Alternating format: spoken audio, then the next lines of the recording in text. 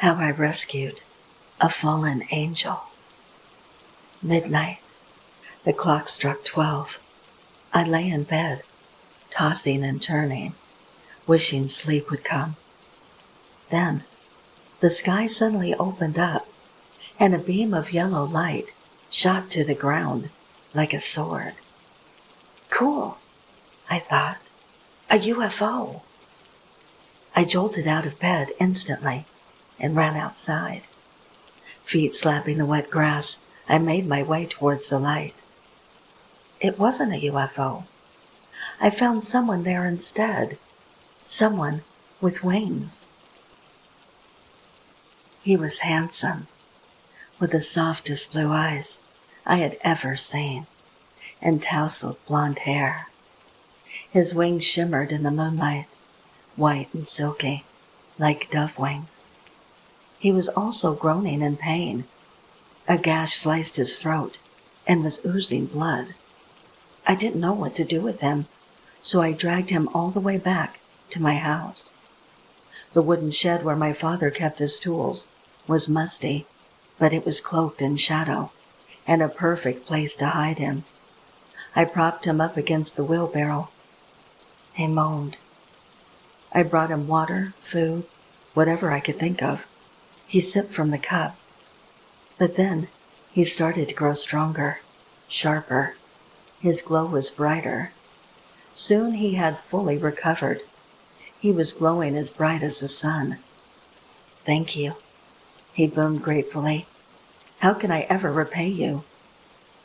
I thought long and hard about what I wanted. Here was an angel, right in my shed, willing to do anything for me. Can you bring my mother back? I replied. Just the thought of my mother almost brought me to tears as I spoke. She died when I was just 10 years old. The angel stared at me for a moment before replying. Are you sure that is what you want? More than anything. Okay then. Consider it done. The angel snapped his fingers, and a flash of yellow light shot up through the roof. It is done.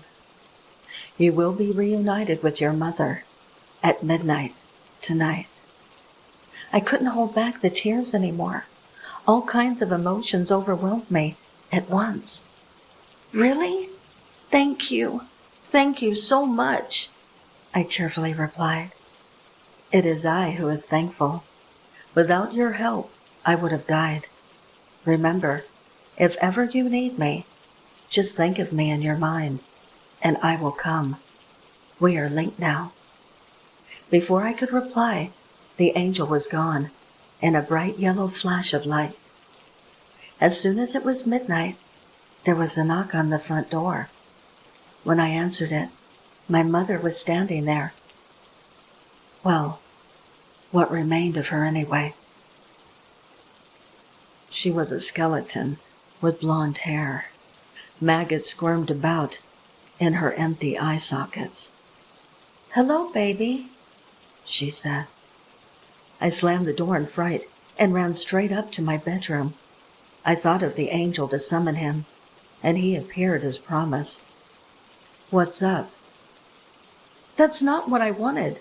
She's a zombie. I thought angels were kind, I angrily replied. Who said I was an angel? The silver mirror.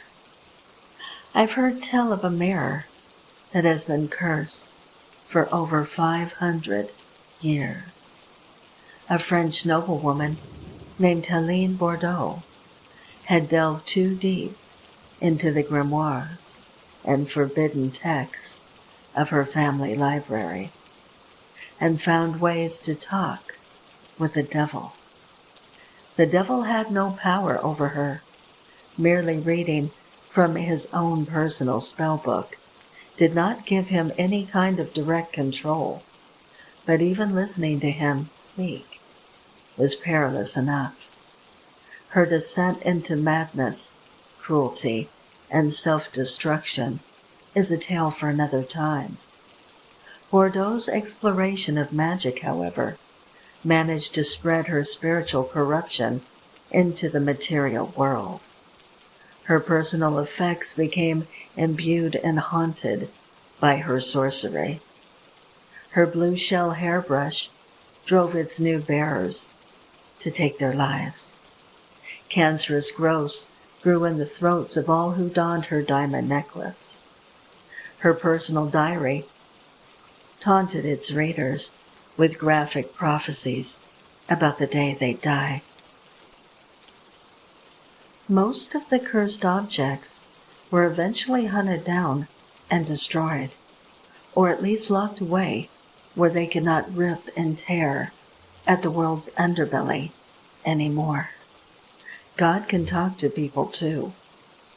But one object of hers was never identified, never destroyed.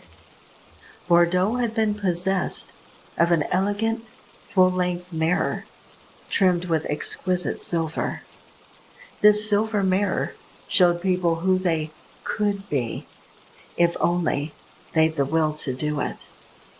The silver mirror showed a version of you that was cold at heart, self-centered, unforgiving of trespasses and debts, given to fury over petty slights, and truly willing to treat their fellow humans as objects to be abused, exploited, broken, and discarded for profit and pleasure. The humblest peasant saw the makings of a dread lord. The town bully could see what he'd look like as a torturer. God alone knows what an emperor or a serial killer might spy in that cursed glass. The silver mirror has never been located, though surviving records indicated that she certainly enchanted it.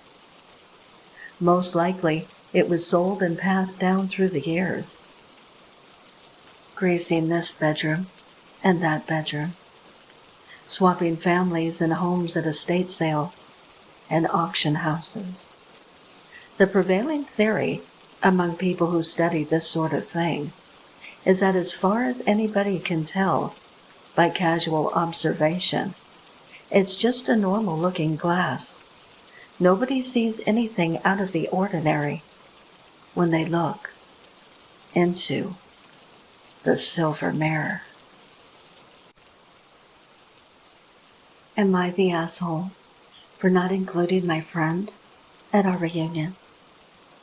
Background: I, a 28-year-old female, was badly bullied by this girl, no name for privacy reasons, from elementary through high school. She physically and emotionally tormented me, and even some of my friends, including my BFF, Sammy. Fast forward to our 10-year high school reunion this past weekend, and obviously, my bully was there.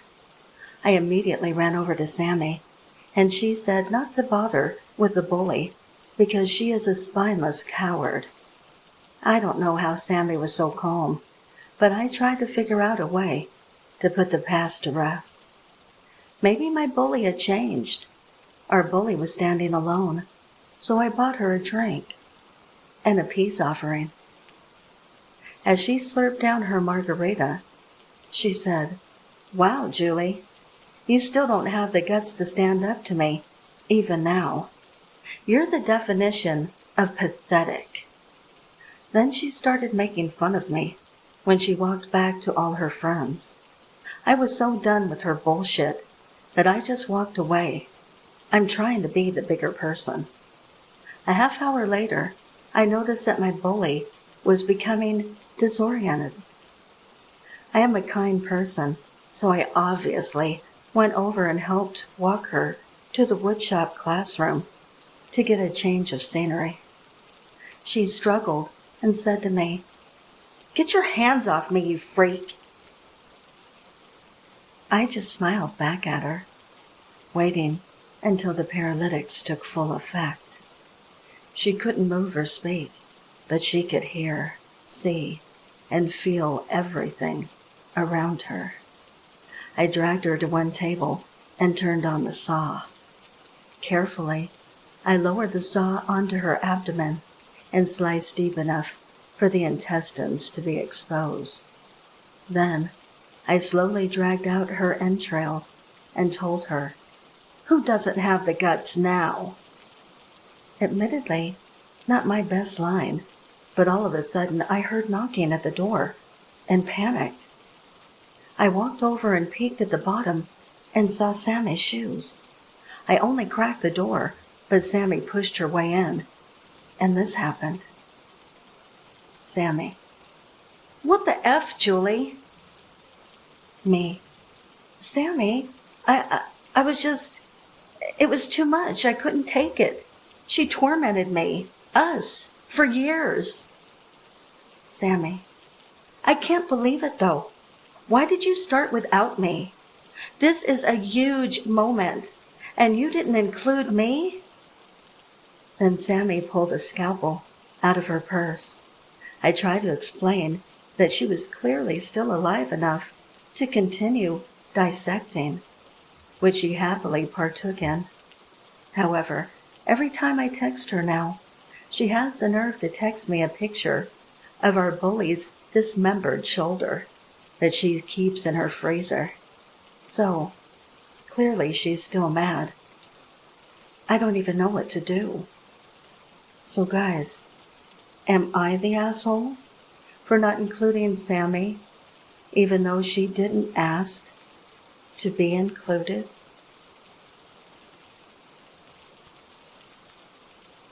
Headline: Missing persons are returning in droves. When the pandemic hit the United States in early 2020, our daily lives were changed in drastic ways. Some handled the new world with grace and finesse, but others broke down, some ending their own lives and others disappearing entirely. Now, long after they dropped off the face of the earth, hundreds of U.S. citizens have surfaced, many returning to their homes as though they'd never been missing at all. Some have claimed ignorance when contacted by the media, but most have declined comment entirely. The most we could get out of one resident of Sherman, Washington was, "I have my rights, Second Amendment included." There are reports coming from Portland, Oregon, that point to some families having prepared well in advance for their disappearances, their homes emptied and sold before they went off the grid. However, according to relatives, most of those who returned had originally left quite suddenly and without warning. Perhaps the most interesting developing case is that of Cluster, Idaho, where an entire town's population disappeared overnight, save for a member of each family, who were found dead in their church. According to the FBI, these deceased citizens ingested poison in what looks to be some kind of voluntary cult-like sacrifice, and their surviving families are under investigation due to their sudden return. This is certainly a fascinating situation to watch play out, and when we know more, so will you. More as this story develops. The alleyway. I was a narcissistic teen, a mediocre student in my school, and altogether a pretty average guy. But one day, that all changed. That was a day that made me never look back. So, this all took place in New York City. I was taking my dog for a walk, which was part of my daily routine. It all started off pretty standard, as it did every day. But then I passed an alleyway, the same alleyway that gave me shivers every time I walked past it. But this time, something was different. There was a man in a trench coat and a black hat, just standing there, giving me a stare of death. Me, being the cocky 16-year-old I was stupid enough to walk down that alley and come face to face with what I want to call human. I walked up to it and said quietly, "Can I help you?" And before I could even finish the sentence, I realized that that thing had a Joker-like face with a grin as wide as the moon. I sprinted away. Let's just say I never went into that alley again. Hat Man in NYC. What I experienced outside of Penn Station during a bright sunny day in New York City, I cannot explain. About 2 years ago, my wife and 2 daughters took the PATH train from Jersey City to Manhattan's Penn Station. We exited the station and stood on the sidewalk as I tried to hail a cab. The day was sunny and bright, without any clouds from what I can remember. I stepped off the curb with my wife and girls standing behind me in a group on the sidewalk. As I had my right hand up in the air to get a cab's attention, out of the corner of my eye, I saw a tall black shadow of a man with a large brimmed hat and what appeared to be a long coat, standing extremely close behind my family. So close, in fact, that I remember it bothered me that anyone would be so close to them, and being New York City, who knew what their intention was? At that moment, I turned my head to the left to get a better look, and to my surprise, for a split second, I fully saw the faceless black shadow that scared the crap out of me. It happened so fast. I did a double take, and as I fully focused, it was gone. I just said, "Wow!" And my family looked at me weird as I looked up and down the street, trying to see someone that would have caused me to see what I saw. I looked at the building and shadows on the windows behind them to make sure it wasn't a shadow from across the street. I didn't see anything that would have caused it, and by that time a cab had stopped and was waiting for us to get in, which we did, and drove away. I was very freaked out, to say the least, and was worried about my vision, and thought maybe I was having issues with blind spots and shadows, etc. I even feared that maybe I was having an hallucination for some reason, and worried that it could be something that doesn't go away. I decided not to tell my wife and to see if I saw anything similar for a few days. Thank God, for the next few days, I didn't have any such sightings, and told my wife, who thought it was interesting, but didn't pay much attention to it. A few weeks after we got home, I Googled Hat Man, not knowing anything about it, or that it was even a thing, but was shocked to see others have reported the same thing. Now, over 2 years later, I have not experienced anything like that. Thank God. It was very unnerving. Cheater, cheater. She was cheating on me. I just knew it. Constantly checking her phone, hushed calls late at night, obvious yet subtle signs. I noticed it about 2 weeks ago. Funny how I still hadn't actually caught her in the act by then. If she's this shitty at hiding her frequent messages from me, you'd think that would apply to her sex life as well, right? Well, I dug a little deeper. I'm not as dumb as you seem to think, sweetheart. While she was asleep, I used her thumb to unlock her phone. I never thought the bed we'd share would be where I confirmed my suspicions. I found a name. For the sake of anonymity, I'll refer to him as Alex. It was worse than I had expected. I found messages going back almost a month, but no address. "Why not, baby? You know how bad I need you." I read, appalled. "I don't want you to get hurt, babe. Especially not by him." I was fuming. She knew that I knew. How long had they actually been together like this, behind my back? And he knew about me. I put the phone back on her nightstand.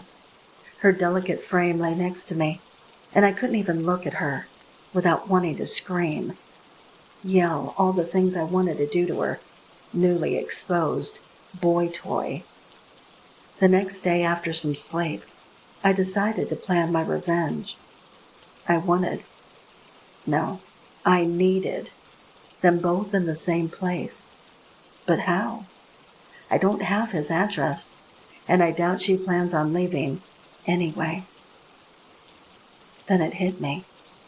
I'd sent him her address and a late night "I want you" text.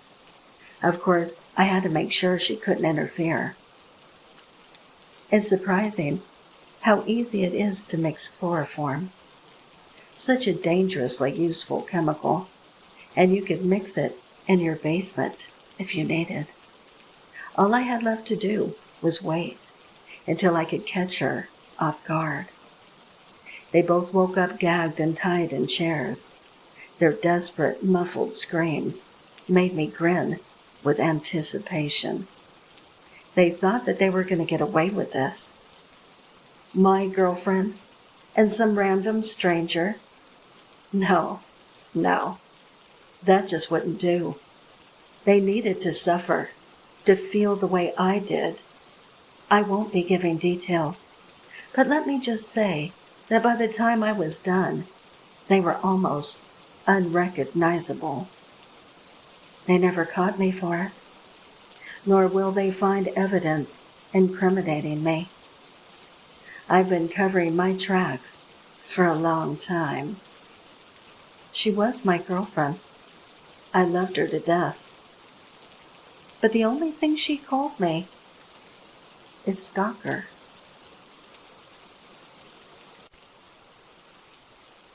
A confession letter. I'm a detective, and these last 7 years, I worked exclusively in homicide. In November of my first year, a news anchor from the local TV station had been murdered, and her naked body displayed in a popular park. Every November since, a prominent citizen of our little community has been murdered and similarly displayed in very public places.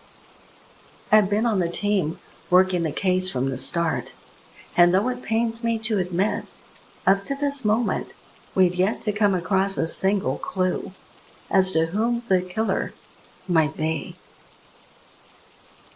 After the 2nd November, the local paper dubbed a murderer the November Celebrity Killer, and then set about disparaging me and my colleagues over our inability to solve the case. Each successive year, the criticisms have grown stronger and lasted longer, and each successive year, my colleagues and I have grown more frustrated and bewildered over the fact that we'd yet to uncover a single shred of evidence related to any of the killings until today. I just found the following letter addressed to our police station. To whomever, blah blah blah.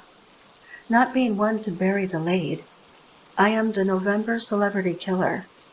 As proof, use the enclosed key to unlock Safety Deposit Box 1616 at First National, where you will find a piece of personal property belonging to each of the 6 victims. A key was included. I have no explanation for having done what I've done, but the burden I feel from having taken these lives has increased to the point that I ironically, I suppose, can no longer sustain. You will find my 7th and 8th victims at the return address on this letter's envelope. The 8th victim will be me, and the 7th will be my lovely wife, whom I intend to cross over with. Go in Christ, Reverend George Harrison. I've heard people talk about their blood running cold. Now I know what they meant. I heard the key in the front door.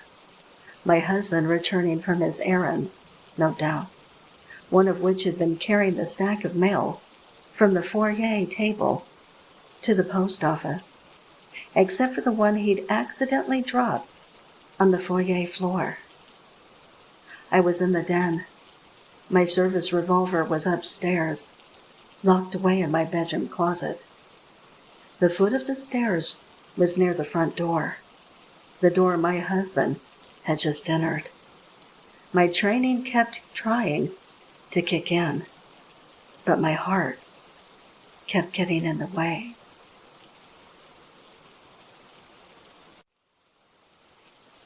Little Jessica.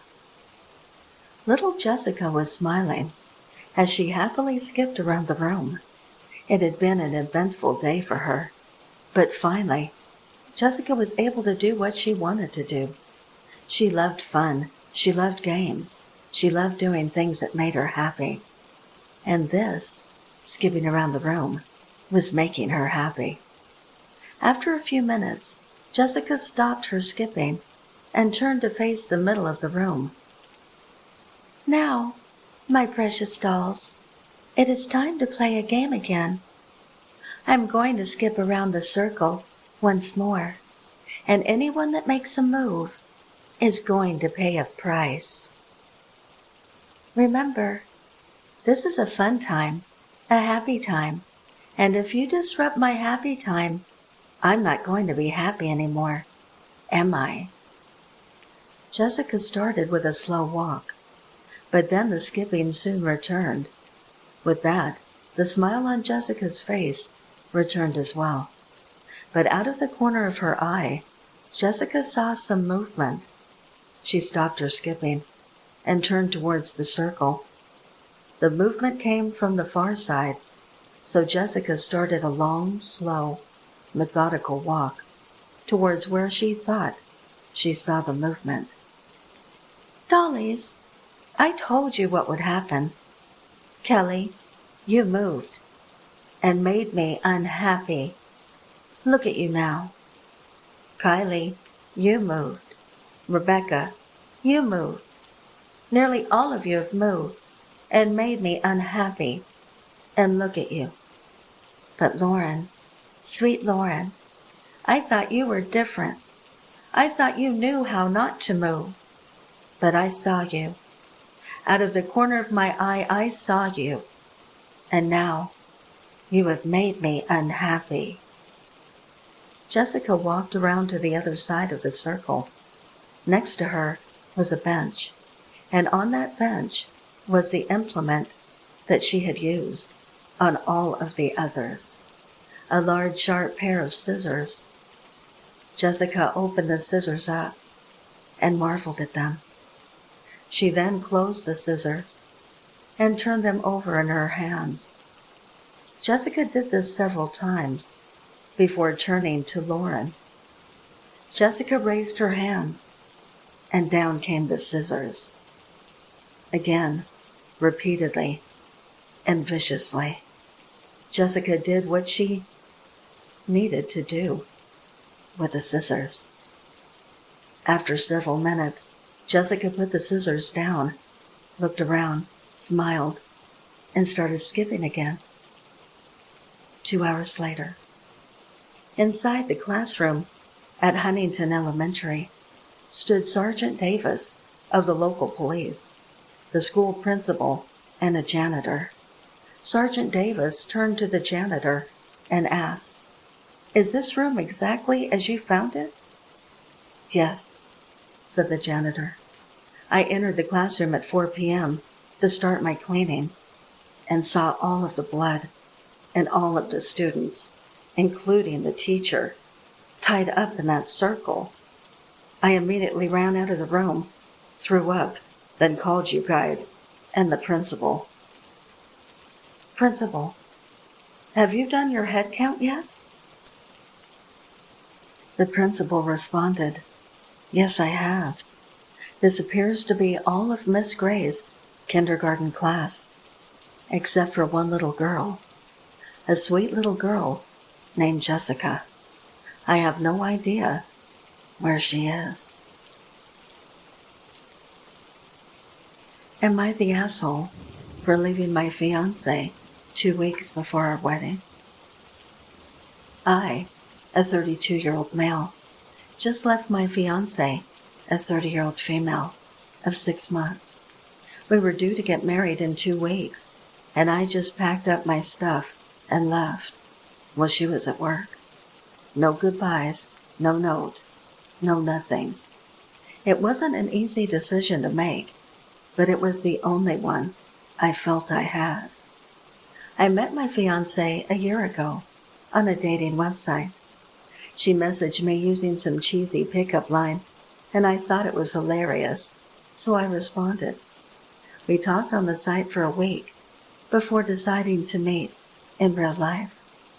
We hit it off pretty quickly. We had a lot in common, like the music, movies, and books that we liked. I never felt like I would find someone who shared the same interests as me, and allowed myself to fall head over heels in love with her.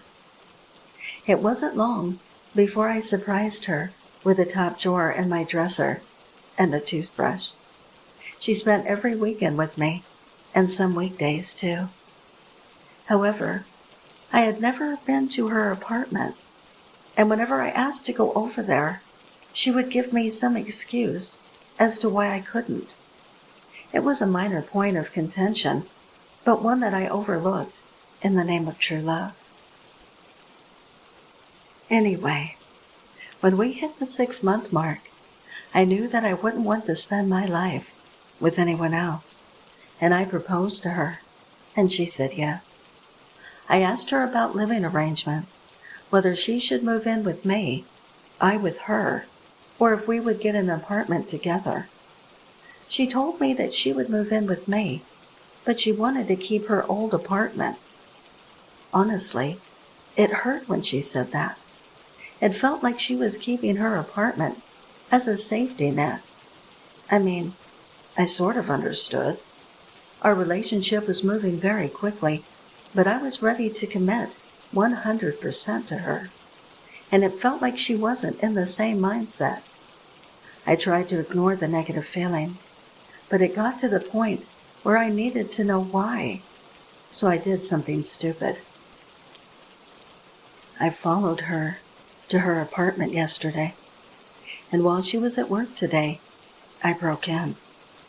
She had a room filled with computer monitors and TVs, and on them were images of various viewpoints of my apartment. I couldn't believe it. My living room, bathroom, bedroom, and every inch of my apartment were on display for her viewing pleasure. There were also pictures of me at the movie theater, concerts, bookstore, park, and restaurants, and some of these pictures dated back at least 3 years. Our entire relationship was built on a lie. I no longer felt safe, so I went back home, packed up the essentials, and left. Am I the asshole for throwing away our relationship like that? Or should I have stayed and talked to her first?